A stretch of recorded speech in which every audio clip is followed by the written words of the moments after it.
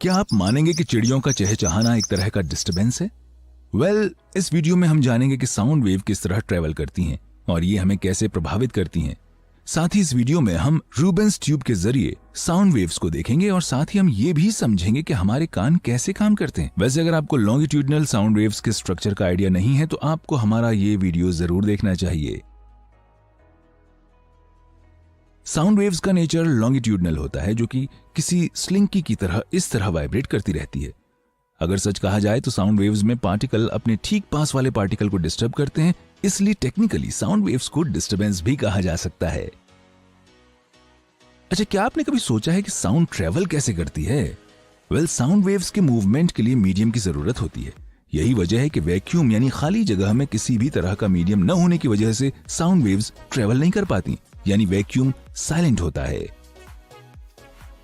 सामान्यतः ऐसे मीडियम को एयर कंसीडर किया जाता है, हालांकि ये वाटर, स्टील या ग्राउंड जैसा कोई भी मटेरियल हो सकता है।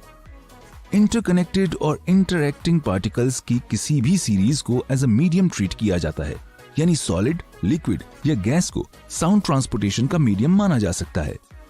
तो हमारे पास मीडियम ऑलरेडी है, अब हमें जरूरत है साउंड के ओरिजिनल सोर्स की, और सोर्स कोई भी ऑब्जेक्ट हो सकता है जो मीडियम के प्राइमरी पार्टिकल को कुछ इस तरह डिस्टर्ब करे। डिस्टर्बिंग ऑब्जेक्ट्स वोकल कॉर्ड्स या किसी स्पीकर की वाइब्रेटिंग डायफ्राम या किसी मशीन की वाइब्रेटिंग मेटल्स हो सकती है। तो अब हमारे पास मीडियम और सोर्स दोनों मौजूद हैं। साउंड वेव्स एक जगह से दूसरी जगह पार्टिकल्स के बीच होने वाले इंटरैक्शन से ट्रांसपोर्ट होती हैं। मीडियम का जब कोई एक पार्टिकल अपनी ओरिजिनल पोजीशन से डिस्प्लेस होता है तो वो अपने ठीक पास वाले दूसरे पार्टिकल को पुश या पुल करता है। रूबेंस ट्यूब एक्सपेरिमेंट फिजिक्स के शानदार एक्सपेरिमेंट्स में से एक है, जिसमें फायर की मदद से ये प्रूव किया जाता है कि साउंड वेव्स का नेचर लॉन्गिट्यूडनल होता है।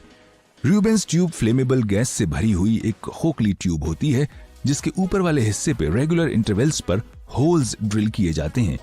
ट्यूब के एक सिरे पे रबर की एक मेम्ब्रेन होती है, जिससे एक लाउड स्पीकर कुछ इस तरह जुड़ा रहता है।